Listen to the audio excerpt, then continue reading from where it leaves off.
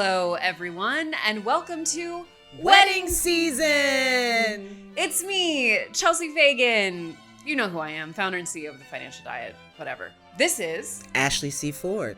Who are you? I'm an author, I'm a podcast host, and I'm a friend to Chelsea. Sometimes. Most of the time. At least right now. I'm on thin ice, guys.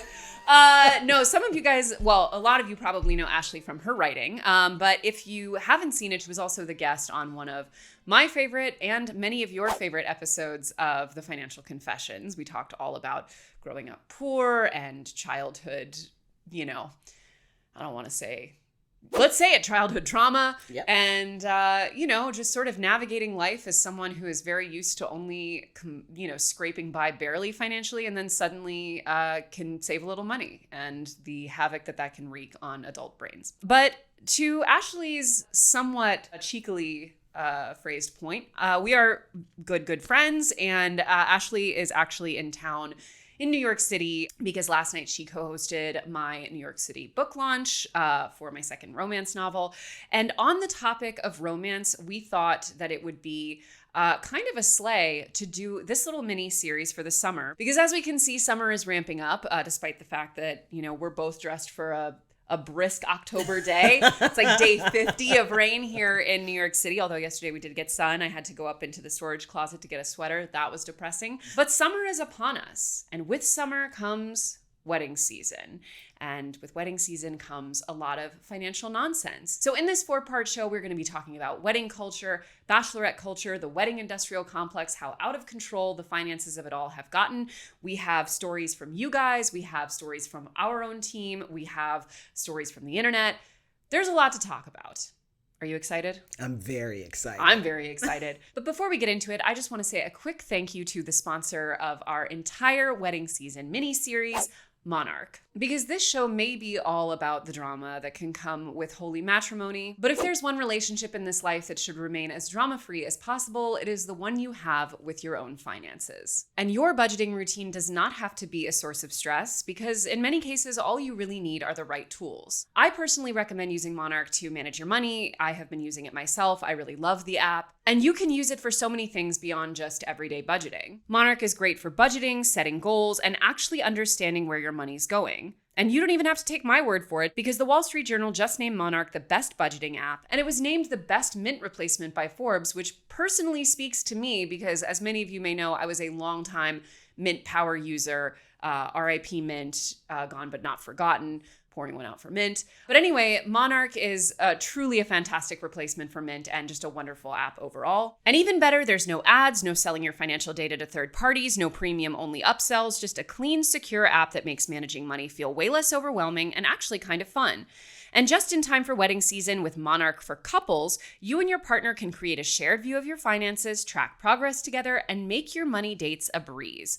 Join over 1 million other Monarch users by heading to monarchmoney.com or the link in our description box and get 50% off your annual plan with code TFD. So to kick off our series, Ashley, I'd love to start by asking you, are you married? I don't know that about you. I am married, super married.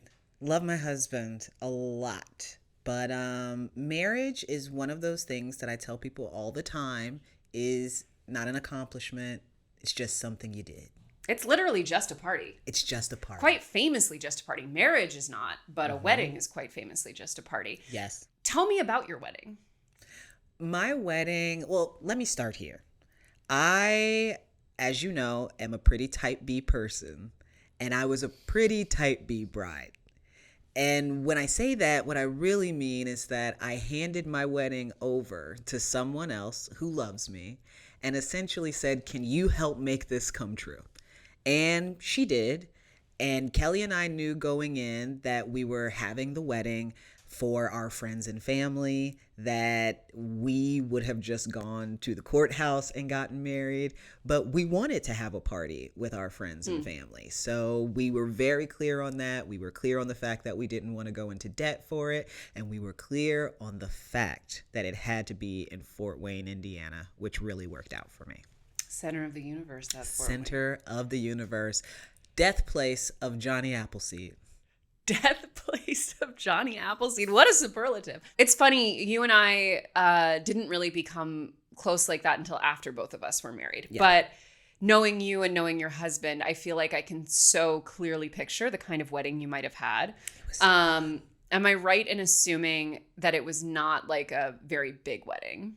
I guess it depends on what you mean by a big wedding. It wasn't like 150 to 200 people. Yes, it was. What? I was wrong? It was. We actually had quite a big wedding for us. Like, I did not expect that we would have a big wedding, but when it came down to it, to be perfectly honest, I just have too many family members. I love them all. I don't want them to go anywhere, but there are a lot of them. You know, I mean, I am one of 17 first cousins on my mom's side, and that number has grown since then. And now we have, and by then we had second cousins in. You know, like there was just so many family members that we could not get it under a certain number. But I was really, I don't know, I wouldn't say lucky, but that's not true. I was pretty savvy in the financial planning of the wedding, so that even though we had that big number, I would say that I did not pay what that big number usually denotes for a wedding. That is so fascinating. How many people were at your wedding total? 213. Whoa, that's a huge wedding. Yeah. There were a lot of people. And it was, I mean, well, let me say this. I had my wedding, yes, in Fort Wayne, Indiana, which is already cost of living, affordability, extremely good there. As soon as Kelly proposed, I was thinking about the wedding and not really sure what I wanted to do or where I wanted to go with it. But I knew that there was a place that I loved, and it was the Botanical Garden in downtown Fort Wayne, Indiana. And I called them to see if a date might be available in September of the next year. They said they had a few weekends available. One of them was perfect because it was the Friday before the Johnny Appleseed Festival, which I really love. And I mean, it was amazing, Chelsea. I called just to see, you know, how much would this cost? Like, how much does it cost to, you know, what do you get? And they said, well, we include tents, tables, and chairs. They include security. You get the entire facility from 5 p.m. till midnight. And it's just, you know, and I was like, well, how much is it? And they were like, well, if you book it, you know, they kept wavering. If you book it, you're going to have to put a deposit down like now. And it's a 50% deposit. And I'm like, that's a lot. I hope it's not too much, you know, because I really want to do this. So how much is it? And she said, well, altogether, it's going to be $1,600. Oh my gosh.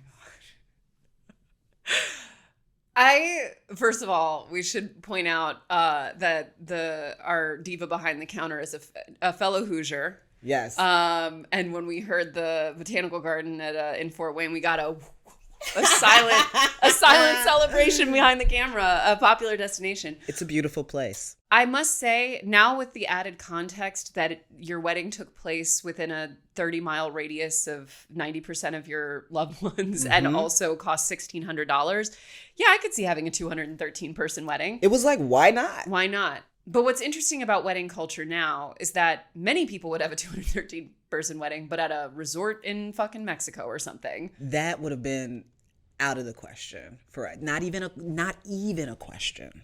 Well, I have to say, I'm glad. It's funny. Because of you and Kelly's personalities, I had always assumed that you had a very small wedding. But now, knowing that you had such a big one, I think this is actually great for this series because I famously had a 27-person wedding. You did. And interestingly, it was for the same reason that you had such a big one, which is to say I have a massive family. My parents are each one of 6 and hella cousins. And the thing is, when you're thinking about planning a wedding, you got to invite them all or basically none of them. Yes. That's really the only way you can do it. And we did have one person, a sibling on each side from our parents, people that were, I would say, quite a bit closer than all of the others. But, you know, even doing that, and even in the fact that ours was, because for us, if you're from 2 different countries, by definition, your wedding will be a destination wedding for half of the parties involved, no matter what happens. So it was a destination wedding for half of our guests, but we paid for all of the accommodations, all of the food. Like we did essentially just get yourself there, and the rest is us. And I'm actually in a month going to my cousin's wedding. His mom was the aunt that I included in mine. And it's the same thing. You just get yourself there. They even provide a shuttle service from the airport. Like, you get everything is taken care of for 5 days. And I think, in both cases, and he's also doing a very small, intimate wedding because, even if you're just asking people to pay for the airfare and all of that, you can't be putting that expectation on too many people. Yeah. And you also really can't be picking and choosing and kind of hacking your way through family members. Right. But so, okay, given that we're bringing two very opposite experiences to the wedding process itself, looking back, is there anything you definitely would have done differently or not done? This is really hard. I loved my wedding so much. And I talk about it. Kelly and I will sometimes sit back and just talk about how much we loved our wedding and how much we enjoyed it and how much fun we had. If I could have changed anything about the wedding, I would have probably been a little bit more of a stickler on time because there was just an amount of time that we didn't really get to enjoy it. Yeah. And we didn't really get to be having fun with everybody the way we wanted to because of dress changes and, taking photographs and trying to get everybody together. Everybody's running around. You know what I mean? It was just, I honestly, if there's one thing I would change about my wedding, it would have been another hour on the dance floor. That's the one thing. That is very real. And I think most weddings could do with a little bit more reception. Yes. Which we'll get into. I feel similarly to you. Like, I enjoyed my wedding so much, but I also think, I've been thinking about lately how much of a snapshot in time weddings are and how much I really look forward to doing a 10th anniversary party that's at a similar scale to a wedding. Because I really feel like one of the reasons why wedding culture has gotten so out of control is because there's so much pressure put on one day. Even if, like in my case, it was several days, that's still a really short period of time. Yeah. And there's so much buildup and there's so much planning. And in many cases, there's so much money and then it's over. And of course, you're inevitably going to be disappointed with some aspect of that experience because it's, it's a party. Parties are never totally perfect. And so I think, like, for me, I would have just loved to remind myself that, like, you get to decide if you're going to do this again and in what form and with who. And because I really, especially when you have such a small group, you kind of agonize over who you're inviting and, all the details and things like that. And I wish that I had given myself, because it was fabulous and I'm so happy with it. And I would encourage anyone who was considering having a really intimate wedding to do it. But I was so stressed out the entire time because, I put a lot of pressure on myself. You do. I really do. You do. And as your type B friend, I don't. You truly don't. We were in that green room last night and I was like, whoa. I was like tweaking and we were, gift bags and decor and like this, that, and for freaking 120 people. And like, I just go back in the green room and just like, how you feeling? Yeah. Like, how's it going? How's it going? And honestly, that's a service someone should have for weddings, just like a wedding sort of. A chill person? Yeah, just like a really grounded, you're an earth sign. I am an earth sign. Yeah, you are. Just a heavy earth sign. Like, we got at least like 6-7 earth signs in our chart to just sit there and be like, just checking in. Just checking in, guys. Everything's fine. It's going to be great. Let's breathe in a square pattern. That's how I felt. Another thing that's true for me is that on my wedding day, I had a odd sense of calm the whole day. Like, that freaked me out because I felt like I was supposed to be nervous. Like, I'm about to get married, like this big wedding, all this stuff. And I feel like I'm supposed to be getting nervous or something. And I just did not feel nervous at all. I just kept feeling like at the end of this, we're gonna be married. Like, no matter what goes wrong, we're gonna be married. I think there was also a little less pressure for me because when I got married, despite all those cousins and family members, it was the first wedding in my family in almost 20 years. So not only was it going to be this party, in my hometown, I've got people coming from my college town, which isn't far away. And then the people who were coming from far away were coming from New York and LA. So they were like, man, this hotel is cheap. Man, this gas is cheap. man, this food is cheap. Like everything was just super cheap to them. So they were happy to come and hang out with us and party and go to the Johnny Appleseed Festival the next day and walk away with like wicker baskets full of like apple-based goods. They loved it. They had a great time. It just ended up being the perfect place to have the wedding and to have as many people there as possible. To your point, as your New York friend, I was like, I'm in the nicest hotel in Indianapolis. I've got a massive room that is larger than my apartment with a beautiful balcony. And it was like a fourth the price of a shitty hotel room in New York. I know. I have never felt so rich. My dollar never stretched so far. This is why when I moved to Indianapolis, I wasn't really worried about whether or not I could get people to come visit me, because I knew people would come visit me. And I knew that it just would never cost them a whole lot to do that. And that even if it did cost them a lot or too much for them, that it wasn't a lot for me to take care of it. Affordability can leave you with a lot of good options. But speaking of affordability, that is not the case for all weddings. In fact, it is increasingly less the case. And I think, one of the things that I've always loved about you is that you're a very generous person, but you're also someone who really puts yourself in the place of the other person, financially, emotionally, etc., which I think is just increasingly a lost art. I agree. I think that being a host is kind of a lost art. Being a guest to some extent is kind of a lost art. And we're going to talk about all sides of that. But I want to start in this episode specifically with out of control wedding expenses, like the couples putting it on their guests. Oof. Now we have a few. You guys sent us a lot of stories. We have a lot from our own personal circles. I'm going to start with one that was sent via back channel networks. We're going to preserve some anonymity here, but it is confirmed as real. Apparently, this couple has turned their wedding into a 3-day festival that is ticketed and referred to as Vowchella. So it includes day one, a rare relationship VIP day that you can opt into, followed by a rehearsal dinner. Then we have day two, which is the wedding. And then we have day three, which is the biohacker morning after, where they'll be sending you home with a biohacking brunch, breathwork, light therapy, brain optimization, cold plunges, and thousands of dollars in biohacking tech, usually reserved for billionaires, including the biocharger TM that Tony Robbins has in every one of his homes and travels with. Why go home hungover when you can go home superhuman? Apparently, the call to action here is the wedding funnel is almost ready to launch. The wedding funnel. And tickets will sell out. Tickets will sell out because there's only so many people we can fit into this stream. So if you want first dibs before it goes public, drop invite me in the comments and I will DM you the wait list. Any thoughts? I mean, these Silicon Valley nuptials, I can't. No. That is really hard to hear, hard to fathom, hard to process. Because what the hell do you mean, Vowchella? What are you talking about?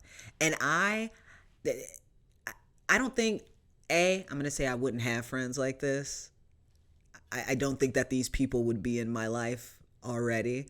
But B, if by some miracle they slipped under the radar of my discernment and were able to become my friends and I saw this posted, they wouldn't be my friends anymore. Oh. Because what? We were talking about this in the car ride down, and what it speaks to, a lot of what this wedding culture nonsense speaks to me, because here's the thing. Making your wedding into a ticketed event, point blank period, is unhinged behavior. And it speaks to me above anything else of not having real friends in your life. Ain't no way. Because you don't have one single person that's like, this feels in poor taste. This feels ill-advised. I wouldn't do this. I don't like this. And you can tell by the details, and I left a lot of them out, but like a lot of the details in this, these people are not hurting for money. They are creating a luxury experience, which on every level is like First of all, if I'm paying good money for a multi-day ticketed event, I better be deciding every single thing that I'm doing during that time. And none of that involves a cold plunge. Not a one. Not a one part of that involves a cold plunge. Also, biohacking. Biohacking. That really sounds like you're going to murder me with an axe and turn me into mulch to me. Like, I know that that's not what it means or what it's supposed to allude to, but every time a biohacked brunch, if you don't give me my waffles and shut up. They literally say in the invite that like, or the promotional material for this, I guess it would be more accurately defined as, that like, you know, regular brunches are about like waffles and Bloody Marys, not ours. I'm like, but that's what I want. I want a waffle and a Bloody Mary. If you make it a Bloody Maria, maybe I'll buy the ticket. 100%. What also strikes me about the sort of curation of the wedding experience, and I'll only touch on this briefly because our second topic is about the story that has gone viral on TikTok about the couple who threw a wedding that was quite unpleasant for the guests, but we'll get to that. But there is just, I think, an increasing notion that that couples getting married should be able to impose whatever type of experience they want on people, no matter how impractical or unpleasant it is, and then turn around and get hurt when people can't or won't participate in it. It's a setup. They're setting you up. They're setting themselves up. It's a setup. Why would you do it? Why would you put yourself in the precarious position of having to find out that you're ridiculous and everybody sees it? I wouldn't want to. That would be a hard pass for me. I also just like, as someone who has to sell tickets for events on a semi-regular basis, let me tell you about what is a stressful experience having to sell tickets on a regular basis. Like, and I do love doing events, and I understand that like you have to market them. You can't really get around it, but it's never fun to have to be like, hear ye, Boston, come to my event. You don't. Right. You don't ever feel particularly, excited to be doing that because, you feel like you're being annoying. You feel like you're like, what if no one comes? What if no one likes me? I think selling tickets on every level, or even asking people to participate in anything, but especially if it's a ticketed event, is like, that's an easy breeding ground for insecurity and anxiety. Yes. So the idea of turning something that's already a big ask for people, which is to say a destination wedding, and making it even more unappealing and inaccessible, which is to say making it a ticketed multi-day event. I'm like, what part of you is not like, what if no one comes? What part of you is thinking about whether or not you would buy a ticket to somebody's wedding? Like, I mean, it just, the entire idea sounds like so, and I didn't want to use this word, but I'm just going to use it. It sounds so divorced from anything based in real love and celebration of love. Like, that's not what it sounds like to me. If somebody told me they wanted me to buy a ticket to their wedding, I think in my mind, I would just be thinking, how did you figure out how to turn this into a business? And we have many such stories in these coming episodes about people doing just that, making it sort of like more of like an MLM party than an actual wedding. As a last note on this in particular, what's so clear about it is how much importance and identity they're placing on this event. And I think it speaks to the way, like, for example, you and I approach and think about weddings, and that, like, I don't think we've ever had one conversation about our respective weddings. No. Not because I'm not like that interested, but like, it's just not like, you know what I mean? Like, cool. You know what I mean? It's like, it wasn't the best day of my life because I don't think any day you can really determine is the best day. It was a wonderful day. We loved our wedding. Still not the best day of my life. No, and also like, when you went into it knowing it was just a party and a chance to hang out with some people you love, eat some cake, dance. That's all I wanted. And I think with any wedding, you do have to be really clear about what you want, so that you can get what you want. But if what you want is money for getting married, I think you're going to find that your guests have some issues with that, or potential guests, or audience members, ticket holders. And I think also a lot of this is just the influence of social media on weddings, where it becomes a performance, it becomes, a branding exercise, it becomes all of these things that ultimately, again, are so far removed from what marriage is. Yes. Let alone what a wedding is. Okay, so you have not heard about this TikTok couple? I don't think so. Let me pull up the news story. So if you guys did not see, there was recently a couple that went viral in the wrong way on TikTok, which is to say they posted, I think it was the bride initially. It has taken on a life of its own, so forgive me if I'm getting the order of the original videos wrong. But the bride originally posted a video of an empty dance floor with just herself, her husband, and I believe her mother-in-law, with text along the lines of, when you have the dance floor entirely to yourself because all of your guests decided to leave early rather than help you clean up.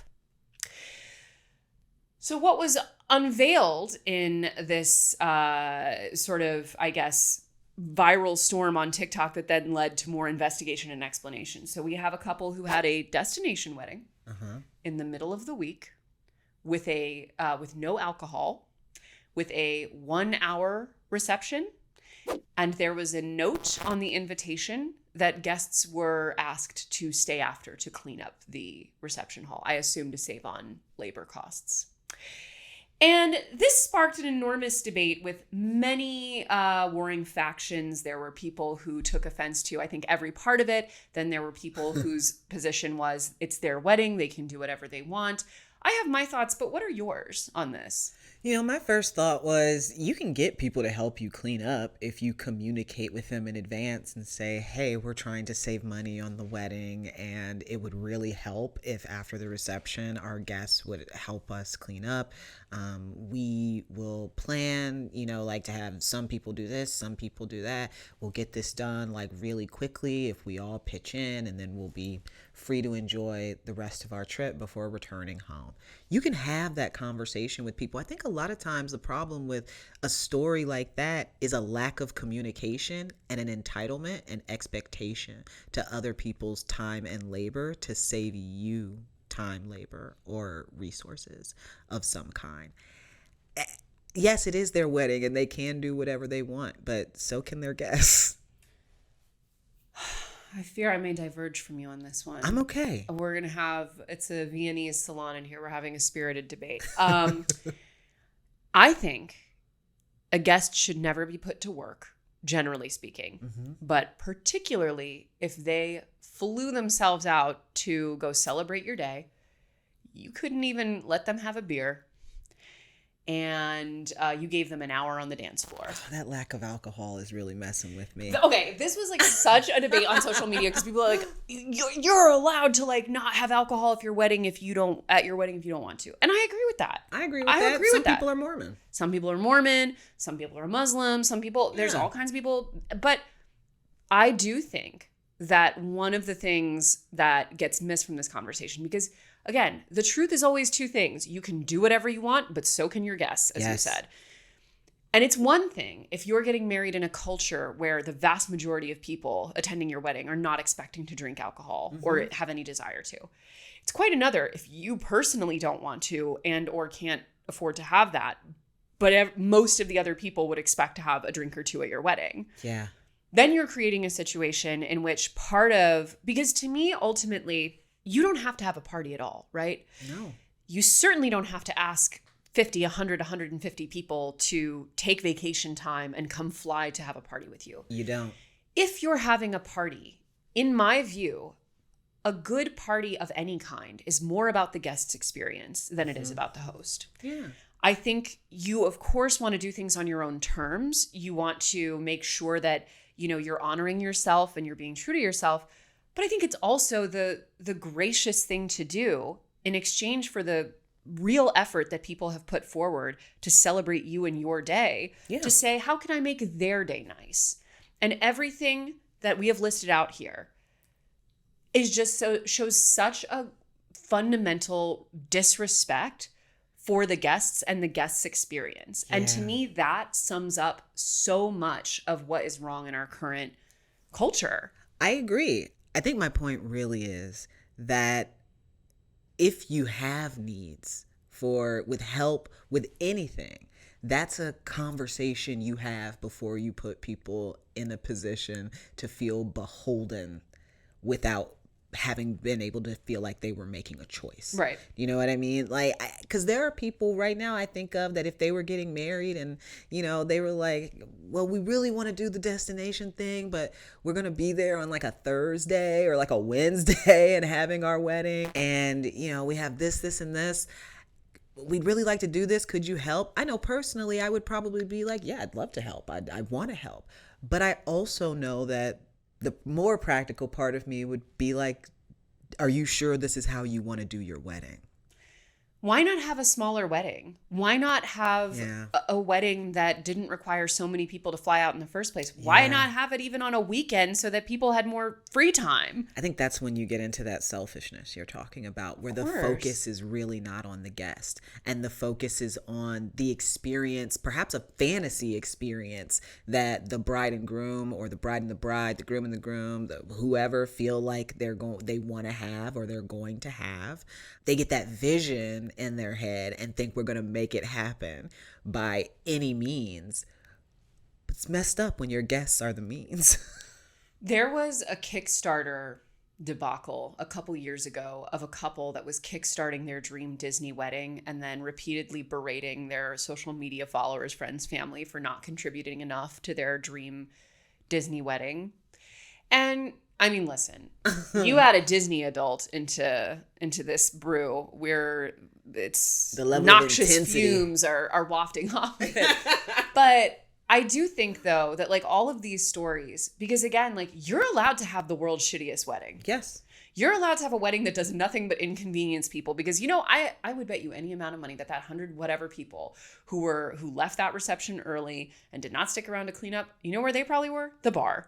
I was about to say the club, but the club or the bar. They were probably like, this fucking sucks. And we took multiple days off work and I don't want to spend the rest of my night cleaning. Let's go get a beer. Yep. Let's go dance somewhere else. I don't necessarily want to contribute however many dollars of my hard-earned money for you to have an ultra extravagant Disney wedding or whatever the case is. But I think the key thing, whether it's financial or otherwise, is again, your wedding is ultimately for you. And if you want to consider no one else in that, elopement is right there. It's right there. I have many friends who eloped. Always an option. Always an option. Mm-hmm. And then you get to do whatever the fuck you want on your own terms, your own timeline, your own budget. You get to have whatever wedding you want without ever worrying about one other person. Mm-hmm. But if you're going to throw a big party, that party is fundamentally for them. Like you're bringing them into your day. Otherwise, you would just do it by yourself. Yep. Yeah, I totally agree with that. I really do. I just don't know. I don't know what would... I think sometimes one of the issues I have in general, and I'm even having in this conversation, is that the part of me that wants to be like, well, maybe there's a reason why what could be the reason? And I'm coming up short. Because I'm really having a hard time understanding... I don't understand the mind that says I deserve the wedding I want and I deserve to have all the guests there that I want and they have to do what I tell them to do. Like, it's not Queen for a day. I think it is for a lot of people. And more importantly, I think people are more concerned with the spectacle of a wedding, with how many people can I say showed up, because that reflects on how well liked I am, how popular I am. How much people prioritize me, how is it going to look on social media? How are people going to think of me? Who's going to watch me have my day? It's all about the spectacle of it and not about the experience of it. That makes me sad for them. It makes me sad for culture generally, because in all of these stories that we received, the through line here was like a profound cheapness with the actual people in your life, and yet an endless extravagance with stuff that doesn't matter. Ooh. There's something about profound cheapness that really hit me. Many such cases. Well, to end this segment, so this is a more common story that I think gets credit for, but this actually is one that we found on Reddit.